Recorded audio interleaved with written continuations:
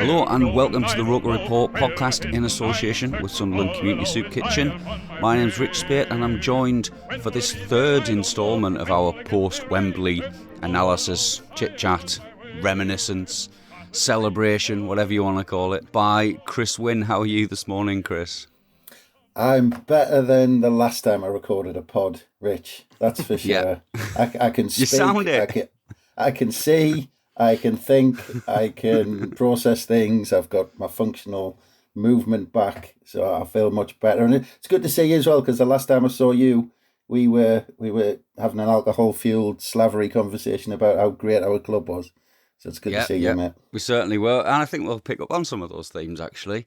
I think the last thing you told me was to calm down, because I was going, we're going to go up, we're going up next season, we're going up, you know. I forgot about that. So might talk about that towards the end. And we're also joined by another victim of the weekend that you heard on the pod earlier. It's Gav Henderson. How are you this morning, Gav? Still haven't got my voice back. Nah, I'm all right. I'm good. You can definitely hear us a lot clearer than the other day. I'm feeling better. Although I would say I'm still knackered, and I'm blaming that on Wembley weekend, because I never normally take this long to get over a day on the drink. So, well, that was more than one day, wasn't it? Well, yeah. Otherwise, really good. Still basking in the glory of Wembley. I can't get enough of it. I've not stopped watching YouTube videos about it. Not stopped listening to podcasts about it. Every interview, every article, I just can't get enough of it. And to be honest, I'm not ready to let go of that moment yet. So, well, Gav, when you're the star of the show, I'm not surprised you haven't stopped watching YouTube videos, to be honest, mate. No, I've avoided that one specifically. Oh, it was doing the rounds again the other day. Jesus. So, we talked about kind of the whole weekend, and then me and Bomber and Phil went through the game in detail. I just wanted to get your perspectives on Alex Neil, really, on how he set the team up, some of the choices that were made, like bringing Embleton in, and just, I guess, how well you thought we played and how we won the game. Chris, when I was talking to you at the game, you were talking about some of the kind of the tactical points and how Wycombe were dealing with us and how we were dealing with Wycombe. So what are your thoughts on like how we eventually came to win that game? Well, that's news to me. I can't remember a thing I was saying to you, Rich, but I'll try and remember. I think I'd had a few fewer than everyone. Yeah, it was, well, what surprised us to start with, because how well we played in the semi-finals against Sheffield Wednesday. I mean, and that was I remember speaking to Simon O'Rourke about it, and I think there was surprise in the press as well that he kept the same 11 against Sheffield Wednesday for the first two games, and that was the first time he kept the same starting 11 in consecutive games. But as I said to Simon O'Rourke, he had a completely different game plan for both legs, even though it was the same 11. They played a completely different way, and then for the final, you thought, well, since it's worked so well and those players adapted from what an attacking game to a defensive game where they kind of dug in a little bit at Hillsborough, you thought, well, he's just going to go again. He's going to go the same starting 11. Jack Clark's in such good form. Roberts is in good form. They're just going to go. We were talking about in the build-up about Clark and Roberts out wide, doing them down the flanks, and just kind of those two just running rampant on the, with a big Wembley pitch, doing their thing. And then when the team was announced and Clark wasn't in and he changed it for Embleton, you thought, a bit of an interesting one. But no, it worked perfectly. I mean, not just because of the fantastic goal Embleton scored, and we all, he's capable of that. He scored a few like that. But the fact that he said afterwards the plan was, and that obviously, I mean, you heard him at Hillsborough where he says we're going to get back on the training pitch and come up with a plan. And they did, and Embleton was part of that by just keeping the ball. Because Wycombe, when they get the ball, they can pump one ball forward and be in on goal, because that's how they play. They just get the ball forward quickly, get the ball forward long. So we needed to keep the ball, and Embleton was part of that. And I think the conversation we were having as well, Rich, was the way they want to get crosses in. You saw every time they got in behind, whether it was Gooch or Sirkin, every time they looked like even a hint of getting in behind the fullbacks, Corey Evans was there. Corey Evans played that role perfectly, whether it was on the right or the left. He basically stepped across all the time, so they doubled up. They couldn't get a ball into the box and get it on Sam Vokes' head. And you can just tell, I mean, we'll probably come on to it, again and again, that Alex Neil just keeps coming up with these game plans, keeps coming up with these tactics that frustrated whichever opposition we had, whether it was the Sheffield Wednesday at Hillsborough, Wycombe at Wembley. It didn't make a difference, and it worked perfectly at Wembley.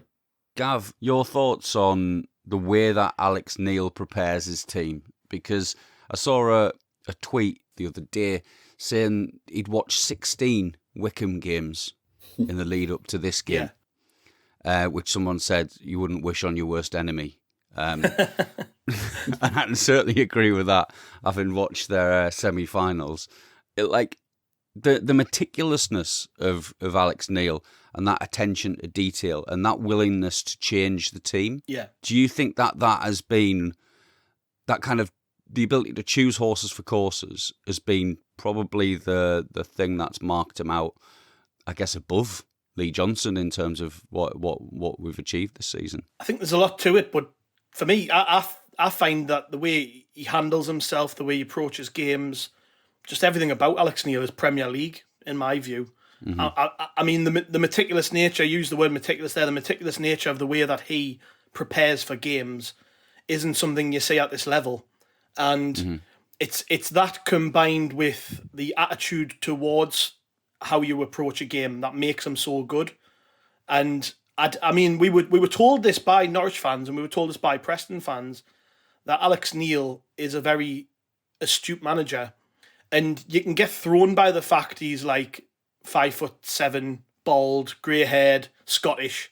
You can get thrown by that because for whatever reason you just don't expect him to be that type of manager. But he's very, very good. And I mean, I was happy to have him anyways. But I mean, I've grown to love him and I've grown to really appreciate just how good he is over a short space of time. It seemed very apparent to me from early doors that he was going to be good for us, and I'm just glad it came off. You know, for me, the way that he prepares for games is second to none. I mean, you've just said it there. Wycombe for me, you could probably watch 16 Wycombe games and see the same game plan in every game. They aren't adaptable. They don't change that much about the way that they play.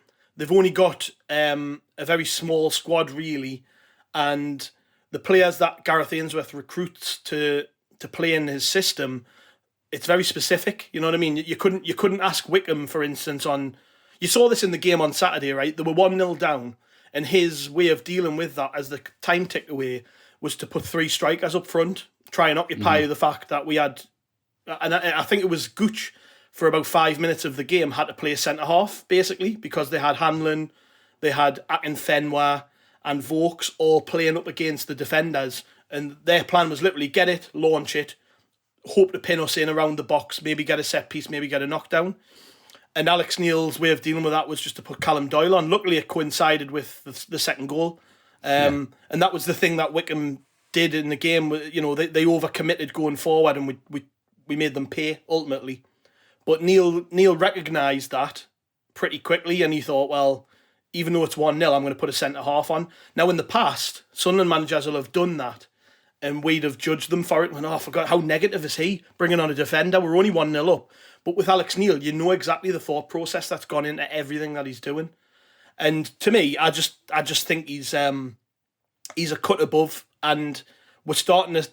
I think we're recognising that more now. The game's finished right across the board in some of the players that we signed in terms of, you know, Alex Pritchard and stuff. There's Danny Bart, for instance, going from being one of Stoke's top earners to coming here on a modest wage just to drop to play football for us, because all of these people came to Sunderland having been sold on the idea we will go up this season and next year will be a very solid championship team. And for me, that is what cuts him apart from the rest, is that he isn't a League One manager. He knows he isn't. He said as much after the game, didn't he? He said, I didn't want to come here and manage in League One. So to him, he had to get out this season. I think we would have lost him personally if we didn't get promoted. I think he'd be gone this summer. Yeah. And just overall, he's a top class manager who we're very, very lucky to have. Just to build on that point, Gav, you were talking about on how he handles himself.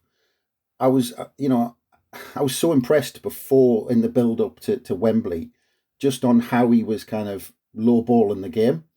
And I know it sounds, and he was obviously doing it in the press conferences. You know, the press obviously wanted to build it up, And you know how big, I mean, we know from experience how big Sunderland fans make a trip to Wembley. The games at Wembley are always big, but Sunderland fans seem to amplify them to something even bigger. And the media was building it up. They were trying to build it up into this huge thing, it's a massive game for Sunderland, all this sort of stuff. I mean, I was talking to Sam O'Rourke about the possibility of it affecting us for the next 5-10 years and all this sort of stuff. But he was just so cool in the press conferences. He just played it all down, saying it's a game of football. The lads know it's a game of football. They're just going to go out, execute a plan, and we'll do the business. It's as simple as that. And he just kept on with this, mantra all the time of, don't worry, it's a game of football, it's a game of football. And when the players went out on the pitch, you saw them all smiling and stuff, just looking at the fans and all this sort of stuff in the national anthem and all this sort of stuff, that how relaxed they were. The way he was before the game obviously got through to them because they were relaxed. And we've seen teams under Jack Ross and Lee Johnson at Wembley where, I mean, even against Tranmere a little bit, I know we won, but we weren't brilliant. We tensed up a little bit. But against Wycombe, the players just went out and played and just executed the plan. And then it's funny because you saw him after the game. And after the game, when he was giving interviews, he clearly realised the size of the game and he reacted to the size of the game afterwards. So it was just, I mean, how he was before the game. I mean, because I'm not sure I would have been able to hold it together as a fan like that, like he did. But it obviously went through to the players, and that the players went out in almost exactly the same kind of frame of mind as the manager did, which I think is, testament to Alex Neil's management, I think. How smart was that by him, though? Like, have you ever seen a manager approach anything like that? That's where, and I know we're gonna cross over quite a bit here with Lee Johnson, because obviously we've got to talk about Lee Johnson. He was our manager for half a season, but that's where Johnson was very different. He would always speak at length about everything, pretty much, he was asked. Mm-hmm. And I just know in my mind that had he been asked about the size of the occasion, the expectation from supporters in the wider footballing world around the occasion and all these other things, I just feel as though Lee Johnson would have acknowledged the fact that, yes, it is a big occasion. Yes, we have lost there numerous times with fans in the ground and all these other things. I think Lee Johnson would have probably given the sound bites to the press they were looking for. And that would have definitely ramped up the pressure, even without knowing it, really. It would have ramped up the pressure around the occasion for the players. And although obviously Alex Neil's his own man, as he's repeated, on numerous occasions, he recognised very early that he has to play all of these things down to ensure that the players go into the game with the frame of mind he needs them to. And that was unbelievable management. Like, I'll be honest, I can't remember a Sunderland manager ever doing that. And to me, that gives me hope going forward that not only is he the right man for the job going forward, but that when we're faced with similar situations in the Championship, he'll handle it much the same way and will be well prepared for it. And he ultimately is the right man to lead this club for a number of years, not just for the next 18 months or so, for a number of years, because I don't know that there's that many managers out there who would approach anything in the way he did. It's a really good point. It does lead on to the kind of the next thing I wanted to talk to you about, which I guess is in general that kind of question that hangs over all football. What is the kind of the ratio of manager to player for in terms of success? How much does a strong squad ultimately get the points over a manager? And the big question really, Chris, we were on the 30th of January when Lee Johnson was sacked, we were third on 54 points from 29 games. Wigan and Rotherham had 1 or 2 points more than us, but with 4 and 2 games in hand on us. And everyone else in the league had played similar amount of games to us. So, given that, do you think Lee Johnson would have taken us up? That's it. I know it's a counterfactual, isn't it? It's a really difficult one. It is, but I think under Lee Johnson we'd have ended up in the playoffs, and after that, I think the playoffs are such a lottery that I think it would have depended on our form going into it, because the problem is it took Alex Neil to go, what was it? I think, we ended up going 16. So what's that? 13 unbeaten at the end of the season just to make the playoffs, and we only secured that on the last day of the season. But that was because of Lee Johnson was sacked after Bolton, and then after that we got beat off Doncaster, got beat off Cheltenham, drew against Wimbledon, got beat off MK Dons, and then drew against Burton. So we didn't win for the 5 games following that Bolton game. So it put us in a position where, actually, because everyone was in such good form, the Plymouths, the Sheffield Wednesdays, all of those guys were in such good form. It took us 13 games to needing to go unbeaten to actually make the playoffs.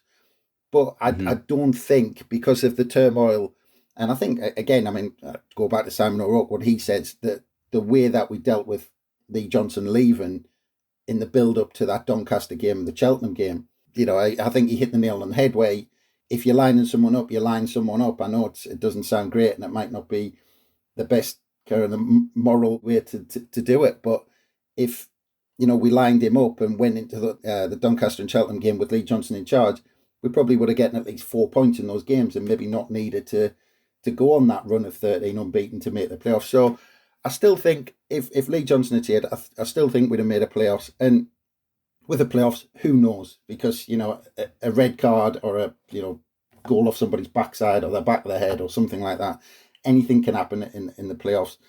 So yeah, it's a toss of a coin. He'd have gotten us in the mix. But yeah, and the other thing as well, you just never know, because if you look at Alex Neil's run, you could argue that, yes, fantastic, he got us organised, in most of those games. But if you look back to some of those early games, huge moments, that the likes of Burton Albion at home going into the Wigan game, we got a last-minute equaliser against Burton at home, Ross Stewart.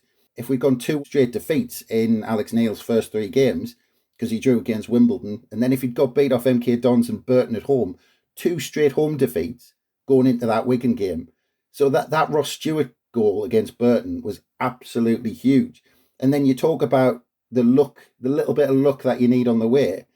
It was like going into the playoff final, something like 40% of all goals scored under Alex Neil came in the last 10 minutes of the game. So you're talking about those little bits of luck here and there that you need. You can do all the organisation you like, but sometimes you just need those moments to go the right way. And under Alex Neil, it did. And by the end, and I think I mentioned this going into the playoffs, that we'd done it so many times that it clearly wasn't a fluke.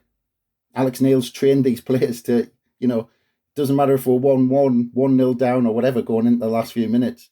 You can grab a goal, you're good enough. So it clearly wasn't a fluke by the end. But yeah, to answer your original question, he would have gotten in the playoffs, I think. But after that, it's a toss of a coin. Gav, do you have a view on whether we would have still gone up? My thoughts are just kind of reflecting on what Chris said. I think we could well have still gone up, but it would have been a very different path. I think that if we got in the playoffs, it wouldn't have been, conceding 1 goal in 3 games. No. And scoring, not scoring that many and not conceding that many. It would have been a little bit more hairy, and maybe we wouldn't have been quite so confident going into that final.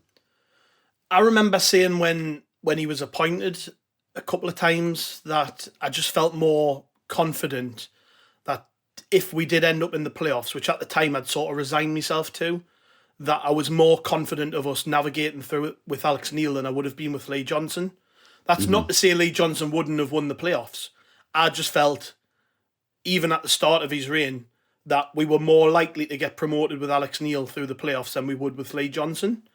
Ultimately, that's what happened. And you're right, there were a number of occasions, like the Burton game, all those last-minute goals and stuff where results could have been very different had it not been for a key moment in the game later on. But I just don't feel in my heart of hearts that Lee Johnson would have beaten Wycombe, for instance. I just don't. Even though he managed it in the league, I'll go back to what I said before. I don't feel, and I could be wrong, there's no way of actually measuring this. But that's counterfactual, isn't it? Yeah, but I don't think we'd have approached the game in the same way. I think mentally would have been very different. I think the side would have looked very different. You probably would have had a very different looking defence. Dan Neil probably would have featured a lot more through the season than he has under Alex Neil and things like that. And like I say, that's not to say that Lee Johnson wouldn't have got us promoted, but like the question I asked myself, even right at the start of Alex Neil's reign, was, do I think we'd have a better chance going up under Alex Neil through the playoffs? And I said even then, yes. And I presume that's the question the club asked themselves when they sacked Lee Johnson, was, deep down, do we really feel as though this guy's going to get us promoted? If it comes to it and we don't finish in the top 2, is he the manager to navigate you through the playoffs? And ultimately, there's no way of actually judging that. But I think I can't speak for all of us. I can't speak for every Sunderland fan. But I felt a lot more assured, having heard Alex Neil's crack the first couple of times that we heard from him, that he would probably be more likely to get Sunderland up through the playoffs. And I guess it paid off in the end. Just to throw a question at you two, do you think the biggest difference between Lee Johnson and Alex Neil was that Lee Johnson had a plan and a way of playing that didn't really consider the opposition? He just stuck to his guns and said, we're going to play this way, I don't care who we're playing. Whereas Alex Neil was more pragmatic and saying, well, I'm going to think about the opposition and I'm going to get a plan that's specific to who we're playing. I think it's an interesting question. Obviously, we heard a lot from Lee Johnson about philosophy and identity, which were the things that he was brought in to provide the club. If you listen, back to what Kristjaan Speakman said, who we'll come on to in a minute, that is what he was employed to do, and to kind of take this squad of talented players that had been assembled and give them a way of playing that would be exciting and would be that kind of that free-flowing, buccaneering football that Sunderland fans want or wanted, especially as a contrast to Phil Parkinson, which was very much routine League One fare under Parky. I think you're probably right in that he was trying to implement a way of playing regardless of the opposition, regardless of almost the circumstances. And I think when it came down to it and when it started to fall apart, it was regardless of the personnel. Because I think one thing that we neglect sometimes to remember is that we'd had some pretty bad time with injury and with COVID coming in at the time where it all started to go a little bit Pete Tong for Lee Johnson. Losing key players, he kept playing in the same way, and I don't think Alex Neil would have. I think he'd very much a kind of a horses for courses, Gav. Yeah, well, I mean, I'm just looking back through the league positions that we had throughout the season, and under Lee Johnson, bar very early on when we lost to Burton in August, we were never outside of the top 6 under Lee Johnson. So, we probably are doing him a disservice in some way by saying, maybe we wouldn't have got promoted under him, because the evidence was when he was our manager that we were in and around those top 6 positions pretty much, consistently. From when we beat Wycombe in August and went top, we fluctuated between sort of first, second, and then we as we came into that end of October / start of November period where we lost to Rotherham and Sheff Wed, and then lost in the FA Cup to Mansfield and so on and so on. That's sort of when the buffers hit and people started to doubt him. Even then, we were still 5th, 6th in the table. Then we picked back up around the start of the year. We went back to the top of the table. And then by the time he lost his job, we were 3rd. But going into that game against Bolton where we lost 6-0, we were 2nd. And that was when we beat Sheff Wed on the 30th of December. It was 30 days or so, I think, before he lost his job, and we were top of the table then. So I don't think he was being judged specifically on results, not just results, but the position we were in the table. The position we were in the table was great. Like, if on paper that looks great. Obviously there were underlying issues there, and they felt they needed a specific type of manager to take us to the end of the season, because Lee Johnson, on the evidence of it, was doing a fine job. But, it wasn't obviously just about where we were in the table. It was about where are we going to be in 2 months from here.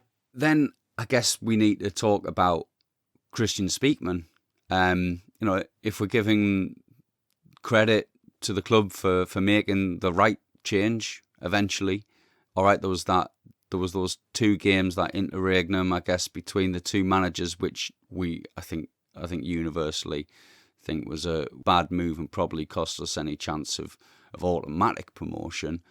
Kristjaan Speakman as sporting director, it was his call. It's that underlying data that he was talking about as to why Lee Johnson was removed from the post. Gav, I just wanted your perspective really on, I guess, Speakman's performance overall, both in terms of making the right call around Neil, but also the recruitment, which was clearly not driven by Lee Johnson over the January period in particular, and whether you think that overall he's done his job, he's achieved his goal, and we should stick with him. There's a really good piece up on the site, a roundtable piece, just specifically looking at this topic around Speakman and whether we think he did a good job, which people can check out. But from my perspective, in that piece, I said that I feel a little bit reluctant, and I can't really explain why, but I feel a little bit reluctant to go all in and say, yeah, he did a good job this year, or even the other way. I'm just a bit on the fence still, and that's strange because ultimately the decision to change the manager paid off. I think, to be fair, I'd be wrong to expect a flawless job from Kristjaan Speakman, because we're all human, we all make mistakes, and there's definitely been some mistakes, and ultimately the goal was to get promoted, and we've been promoted. I just think that there were some hairy moments that could have been avoided, and those hairy moments worry us. I think if we hadn't have been promoted, we'd probably be sat here now talking about needing a change in that position, in that sporting director position. I don't think fans would be particularly enamoured with him staying around.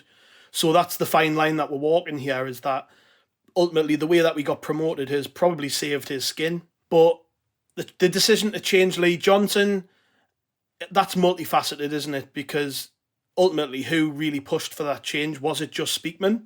Was it Kirill? Was it other people behind the scenes on the board? Was it the likes of Charlie Methven and Stuart Donald, as some people mooted that they were still having a say in proceedings? We don't know, but I guess because we don't know, we can only assume that him as the sporting director, that decision fell on him. And I guess you could say it worked. I remember when I heard the news that Lee Johnson had lost his job, I was actually surprised. I was at Bolton the day before, and it was terrible. It was I think as results go, that's the worst result in Sunderland's history. To lose 6-0 in the 3rd tier against a team who I think at the time were maybe 15th or 16th in the table. There's never been a worse result in our history, ultimately. So I wasn't surprised when Lee Johnson lost his job.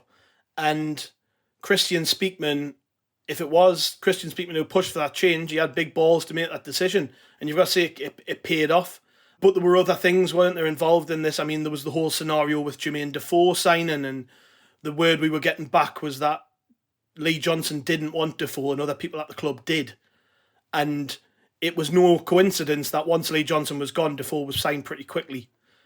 And we know how that turned out. He lasted, 6 weeks, and then he decided to retire. Other things such as some contradicting interviews he did during the season, which didn't really help him. He'd have probably been better off staying quiet. But then there's the positives to it. I think ultimately the recruitment this year was very good. Best recruitment we've probably had since we came into League One. But again, how much of that is down to him? Stuart Harvey's came into the club as the head of recruitment. I don't know if that's his official title. That's basically what he does.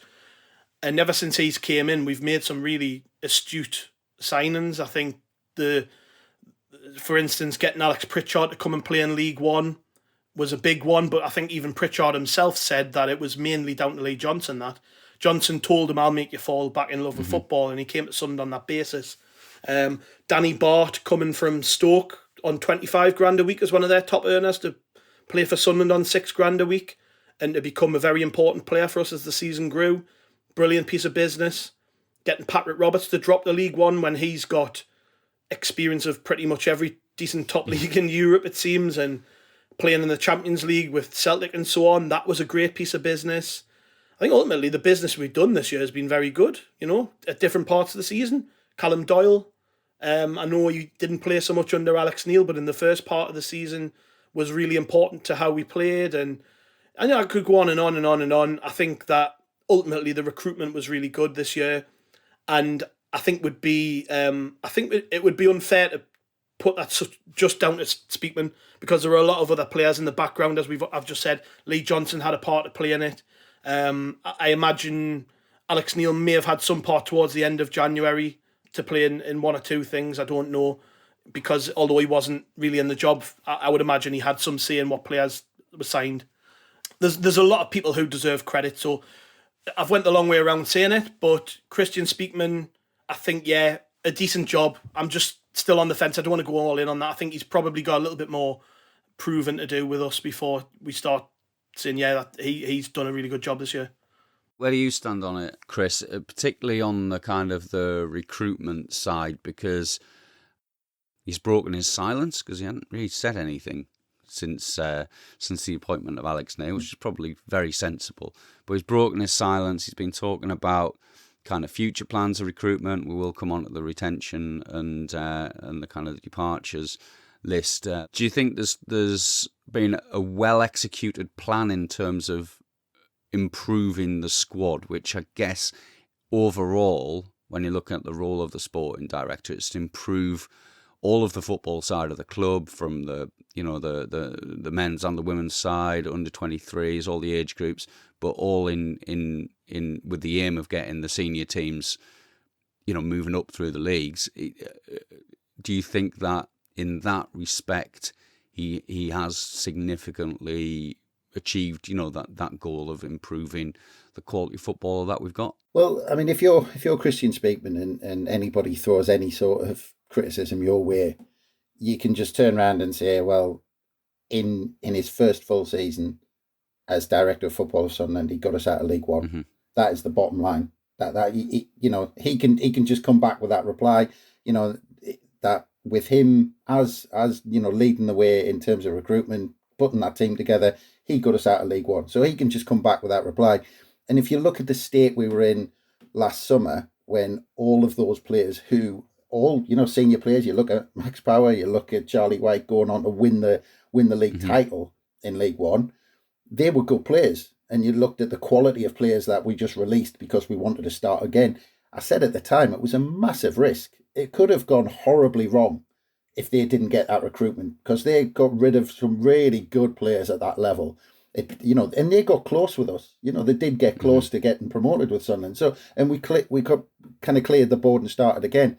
So if you look at that, as Gav said, that recruitment last summer, and not just to, he didn't go out and get specialised League One specialists.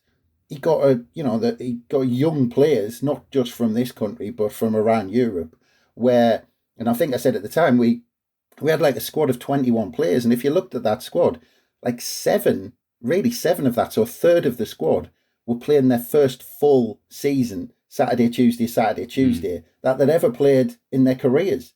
So that was a massive risk he took. Something else that we haven't really talked about when we talk on the subject managers, the length of time it took from sacking Lee Johnson to appointing Alex Neil.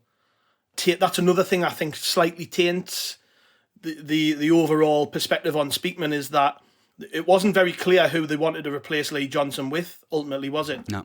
Well, I was going to come on to that, because he turned that squad around in the summer, and then he obviously turned, in January he had the whole Defoe thing, which you can put as a bit of a negative against his recruitment and all that sort of stuff, that they went all out. But I'm not 100% sure that was completely Speakman. Like you said, Gav, there's other people involved, and the profile of the club is a different matter, as well as what players you bring in. So I mean, there was that. But like I said, the whole recruitment, getting rid of Lee Johnson, I mean, like I said, what Simon O'Rourke said after, you line people up. If you're going to make the change, you line it up. You know exactly what's going to happen next. You don't get rid of a manager and have a free-for-all and then lose 2 games while in the process. But like I said, the thing that now kind of concerns me is they've gone down before they went down a route of Kristjaan Speakman work with Lee Johnson. Lee Johnson, for me, is a type of, he's that one who you can describe as more of a first-team coach than than a manager. I look at Alex Neil and I think he's a manager. I look at Lee Johnson, I think he's a first-team coach. That's why they went for Lee Johnson, because he's working with the director of football. And you saw last summer with the photographs of the two of them together, thumbs up and all this sort of stuff in the office. Well, I don't think Alex Neil's not going to be like that. Alex Neil's he knows the players. He's been there and done it in the Championship. He knows what players he wants. And if Kristjaan Speakman tells him, we're going down this road to get this sort of player, and Alex Neil doesn't think that's going to work in the Championship, there's going to be a clash there. Yeah, and I think ultimately the manager has to hold the sporting director accountable as much as the sporting director holds the manager accountable. And I think you're more likely to get that with the relationship between Neil and Speakman than you are Johnson and Speakman. Johnson was very much happy to be at Sunderland, happy to work with the tools he's got at his disposal, which to a degree works. Certainly in League One, that'll work. But when you're a club looking to make the next step up, I think your manager needs to have a little bit more about them and has to be able to go into these meetings with the sporting director and lay down a marker and put his foot down and say, no, I'm not having that. I'm not having that. I'm not having that. This is what I want. This is my idea. And I'm sure Lee Johnson will have had them conversations, but as the Defoe scenario showed us, he lost his job when it came down to that. He didn't agree with the signing of Defoe, and he lost his job and we signed him. Now, when faced with a similar situation, would that occur with Alex Neil? I'm not so sure. I think if anything, he would walk away. He would walk away if he didn't feel like he was getting what he wanted. And they know that, and that makes him very valuable to us because he'll get a lot more than perhaps other types of managers would when it comes to negotiating what he actually wants, particularly next season in the Championship. He's going to want a certain profile of player. He's probably going to want to bring in players he's worked with before, which doesn't suit the Speakman model whatsoever. Yet, I think he'll get his own way purely because he now holds all the bargaining chips, doesn't he? He is the man. He's just got Sunderland out of League One. They need to back him. And that's where the relationship really interests me. I think on the face of it, it's safe to say they're very different types of people, aren't they, Kristjaan Speakman and Alex Neil? And maybe that's not such a bad thing. Yeah, but they've made it easy. I mean, Speakman came out the other day and it was like, he kind of waved it past to talking about Alex Neil's contract and saying, well, yeah, he's on a rolling contract till February. And the scenario that you've just described, Gav, the rolling contract makes it easier for him if something isn't quite right or he doesn't like something, especially while his stock's high, just to say, right, well, there's clubs out there in the Championship, right, see you later. If we disagree on that, it's not the way I want to go, so I'm off. And the rolling contract makes it easier for him just to say, right, I'm away. We don't really need to tie anything up. I'm off. And by the way, and likewise, Chris, just to add in on that, it means if things go pear-shaped, which they often do with managers, even ones that have been successful, it makes it very easy for the club to cut ties and it doesn't cost them a lot of money. I know we ultimately that's looking very short-term, but it's entirely possible that we get to October and November and things have took a downturn. It's entirely possible. We've been Sunderland fans for long enough. We've seen it happen. How many times in the Premier League did we think we got it right with a manager and then by October, November, they were out of a job? It happens in football. And when I saw a few people grumbling about the contract situation with Alex Neil and how the length of the deal and stuff. And to me, I don't think it's necessarily a bad thing the way that they've structured it. If both parties are happy, if the club are happy and Alex Neil's happy with the way that his deal works, then let them crack on because I don't always think giving a manager 3-4 years keeps them hungry anyways, to be honest.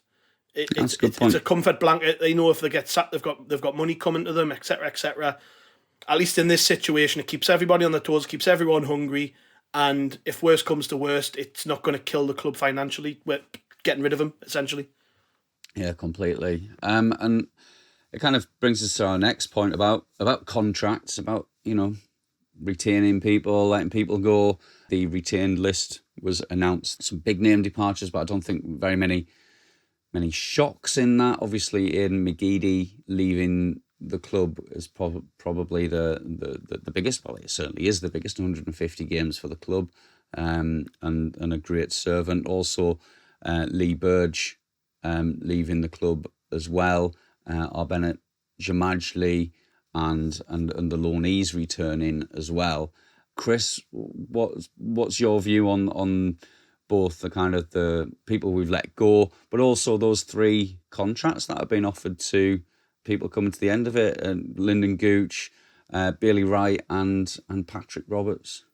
How can you not mention our record signing in League One has been released in the summer? Of all the players you mentioned there, you didn't mention our biggest signing. To be fair, Chris, the club never really made a song and dance of it either, did they? He was sort of just pinned on the bottom of the list, like, oh, by the way, Weldring's gone. Shove that one under the carpet a little bit. I'm surprised it wasn't on a different list, to be honest, so nobody noticed his name was on it. But yeah, I mean, God, that brings the end to that saga, doesn't it? That Will Grigg is gone. But yeah, no surprises on that list at all. The Aidan McGeady's a big one, but again, I don't think anybody was shocked or surprised by that. And I'm not surprised he's playing on as well. I don't know whether it's confirmed he's gone to Hibs, but it looks like he's gone up there with Lee Johnson, which probably isn't a surprise either. So yeah, I mean, I was more surprised with last season's when we got rid of, when all those kind of more senior players weren't offered contracts. Lyndon Gooch, Patrick Roberts, and Bailey Wright, all being offered contracts. Yeah, I hope obviously they all sign on. I mean, I think all three of those could make the step up to the Championship quite easy. They've all played there before, or played even at a higher level. So yeah, I hope they sign on. I can see all three of them signing on. It just, with Patrick Roberts, it just depends what offers he's got from elsewhere. It'll be interesting because I think there's going to be a bit of a dilemma for Patrick Roberts. He's happy probably for the first time on the pitch playing regular football in his life, but if he gets a better offer, it's going to be that, does he stay where he's comfortable, maybe go for a bit more money? But I don't know, it's going to be an interesting one with Roberts. He's the only one of the three I'm kind of to and fro on whether he'll actually sign on again, but the other two I'm pretty confident. But yeah, I mean, that leaves us with a good core going into next season, and it means we don't need a huge overhaul of players either. So I think we're just going to be quite selective and be kind of precise in the recruitment with kind of specific areas where we need to strengthen, I think. Yeah, we are short in some areas, aren't we? Yeah, the only one I think, and this probably won't go down well at the minute, the only one I wasn't too sure on was Lyndon Gooch. To me, it felt as though he only started playing when he realised that he might not get a deal, when he realised his performances hadn't warranted a new deal. He then started to really graft, and that might seem harsh because he is a good character. He's played pretty much every position on the pitch this season. He's played wherever any manager has told him to play, and that's great. And I think he's a brilliant character. I love just how much he loves the club. But ultimately, we have to be. I just wonder, do we have to be a little bit more ruthless with our decision making when we go up a step? Is Lyndon Gooch going to be good enough? Time will tell. He can play a couple of positions. As a backup player, he'll be fine, I think.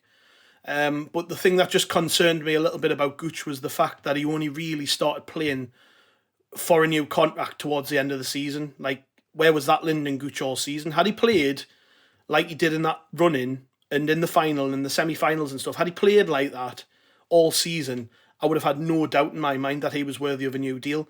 But I think we're probably, collectively, we're maybe looking at the performances towards the end of the season and sort of forgetting about the start of the season, the middle of the season, because he was so poor. He genuinely was. I think in my mind, that's probably the worst season he's had for Sunderland.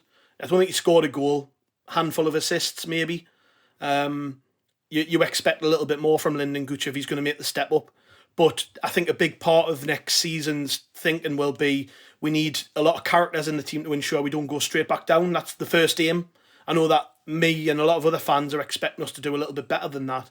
But ultimately, the most important thing next year is we don't get relegated, and that's going to be probably by having a squad of lads who Alex Neil can really trust, people who he knows can lead the dressing room. And by all accounts, that's what Lyndon Gooch has done. Him, Bailey Wright, Danny Bart, Corey Evans, Luke O'Nien, they've become the leaders in the dressing room. And you could see how much it meant to him when he was talking about the club after the game. He still wasn't sure whether he was going to get a new deal even at Wembley. And that kept him hungry, and that's probably a big motivator in some of them performances at the end. Bailey Wright, I think, inevitably would have got a new deal. Funny though, isn't it, when you think back to the summer, he was earmarked as gone pretty much. I think most of us were happy for him to leave. He looked like he was going to go to Wigan, and he's another one since Alex Neil came in who's just became really important. I think it was that game at Wigan away where he scored really early in the game, and from then on he's just been outstanding. The centre half that we thought we were getting before he kept picking up daft injuries, been outstanding. Patrick Roberts is another one. When you look at it, he hasn't played a lot of football in the last year until he come to Sunderland, and then it took a while for him to get up to speed. But as you saw in the final, he is not a League One player. He's a Championship player. He could even be a top end Championship player. I think it was. It might have been Kevin Phillips, or actually it was Max Power on our podcast, wasn't it, who said that our front four would cause problems for teams in the Championship at the top end. And you very much think of Roberts in that bracket. But other than that, I think if you look at the players we've released, there's no major shocks. I know that people had a lot of affection for Aidan McGeady, but he hasn't played a great deal of football in the last 2 or 3 years for Sunderland. One from being frozen out by Phil Parkinson, and then 2 this year, injured from November onwards. He was never going to stay, was he? And I think it's probably best for him if he goes somewhere and plays regular football, because he won't get that here. Arbinat Jamajli, another one. Injuries have probably killed his time off at Sunderland. One I had a bit of hopes for. Further down the list, Jordan Willis, another player. Injuries. If he'd stayed fit, he would. I remember thinking he's the best defender in League One at one point. But yeah. And I sensed a bit of disappointment from fans about the way that we just let him go. And I heard a guy on Total Sport, he was pretty strong in his belief we should have retained him. But to me, if a lad's been out 2 years, we can't afford to carry him on another deal. We have to be more ruthless than that. And fair play to Jordan if he plays again. I'd just be very surprised if he does. Lee Burge hasn't played a lot. And then Will Grigg, we know Grigg's had a move lined up to Rotherham, I think, since he went there. So he's going to go to Rotherham and probably play against us next season in the Championship, rather unbelievably, because he is nowhere near good enough. But their fans seem to like him, so, I'm sure he'll be great for them when they go back down again. But yeah, I mean, there was also the loanees. I think Leon Diaku, we haven't touched on that, but Leon Diaku. Oh yeah. There's a surprise, wasn't it, when everyone's seen his name on the retained list? Somebody who Alex Neil hasn't used at all. We've been forced into buying. Will he play next season? I don't think so. Thorben Hoffman, not surprised he's been sent back because he hasn't played. And then the other 3, I think I'd take all 3 of them back next season, even though I've spent quite a lot of time with feeling annoyed at Jack Clark. I think you can see with a little bit more time he could be a player. There's a player there. Nathan Broadhead, if he could stay fit, is definitely Championship quality. And then Callum Doyle is 18-year-old. If you can get him improving at the rate he seemed to be improving at this season with us, having had all of those big experiences and big games, he could well be a Championship player. So I think ultimately that list there's nothing wrong with it, is there? It's pretty much as we expected. Yeah, the thing that I keep coming back to is how we recruit a player as good as Nathan Broadhead again. Are there that many players at Premier League clubs who are looking for a loan move, or that we could pick up on a free from elsewhere, or we could spend some money on, who've got quite that kind of level of football intelligence and all-round forward ability that Nathan Broadhead does? Because I think he's just been such a revelation when he's been on the pitch. His form and his goal scoring record is fantastic. But I'll put a question to you, Rich. With his injury record this season, would you risk spending quite a decent wedge of money on getting him permanently? Because you're taking a massive risk there. Do you go for someone who's maybe not as good, but it hasn't got that injury hasn't got that record with injuries, and he's going to be fit for a full season, if you're going to take the risk and spend money on getting another striker permanently? Because that's one area we need to strengthen. We've only got Ross Stewart to bang the goals in up top. We need another striker. If you're going to go out and get Broadhead, it's a massive risk if you spend a lot of money on him. I think we need another 2 at least. Yeah. Forwards, but for a Championship season. I think it's obviously it's going to be a calculation that we don't have all of the information on, in terms of like how recoverable that recurrent hamstring injury is. Obviously, he's had to pull out of the Wales squad again, which is I'm sure a huge disappointment for him. But for me, we've seen player like Alex Pritchard, who's had his injury issues, Corey Evans as well. Once they are fit and up and running, have really been able to show their quality for us. So I don't think injuries should preclude a transfer and even putting some money behind it. But I do think, obviously, the medical staff are going to have to be really careful about it. And I do think we need somebody else as well. I think we need 3, possibly 4 options up front across the championship season. Gav? Yeah, just on that point you made before, Rich, when you said, is it easy to basically sign a player as good as that? I would say it is, because if you look at Nathan Broadhead's record before he came to Sunderland, he'd scored 2 goals for Burton Albion the season before the one we signed him in League One, hadn't featured really for Everton at all. So he came out a bit of left field. I don't think any of us really knew much about him. And he did really well. And that just shows that these players do exist if they're given the opportunities.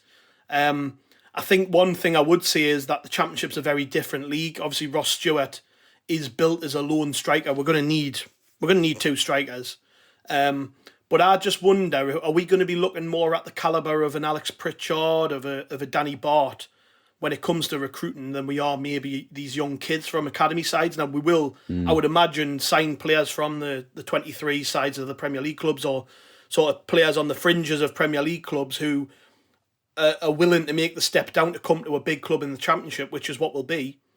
And I think we'll probably find it a lot easier to recruit players than we have in the last 4 seasons, undoubtedly, because you don't have that risk of League One football hanging around you.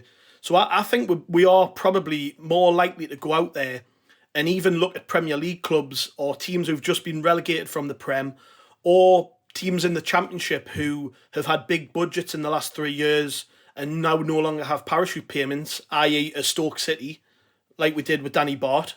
They're no longer propped up by parachute money. They can't really afford to pay these lads the big money that they have in the last 3 years. Stoke can afford to pay anyone anything.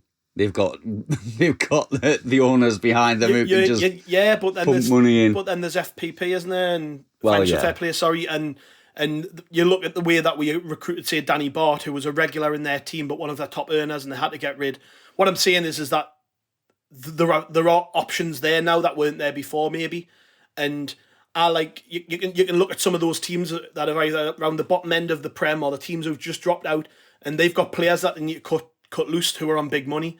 And I think that's maybe where we can swoop in, like we did with Pritchard, like we did with Roberts, where these players are expendable to some of these clubs, and we can maybe cut a decent deal for some good players. Yeah, and just on that, Gav, I mean, I think they'll have learned a few lessons this season, taking players from academies and bringing them in on loan. I mean, you mentioned Callum Doyle. Callum Doyle looked like a world beater at the start of the season. He looked absolutely fantastic. We were all saying, well, how can you drop him, 17, 18-year-old and all this sort of stuff? And I remember saying that I didn't think that Man City would want him playing 46 games this season. And in the end, you could see him burning out after kind of 20, 25 games, that he was kind of struggling. So I think they'll have learned a lot about whether to take players from academies and 17, 18-year-olds and all of that sort of stuff versus the players you're talking about, Gav. So hopefully this season for Speakman and the recruitment team, it's been a bit of a learning curve, and we'll get it right this summer. Yeah, the other thing from the retained list was the release of quite a significant number of the under-23 squad, and a lot of players who we thought might have a chance, people like Tyrese Dice, people like that, who haven't been kept on.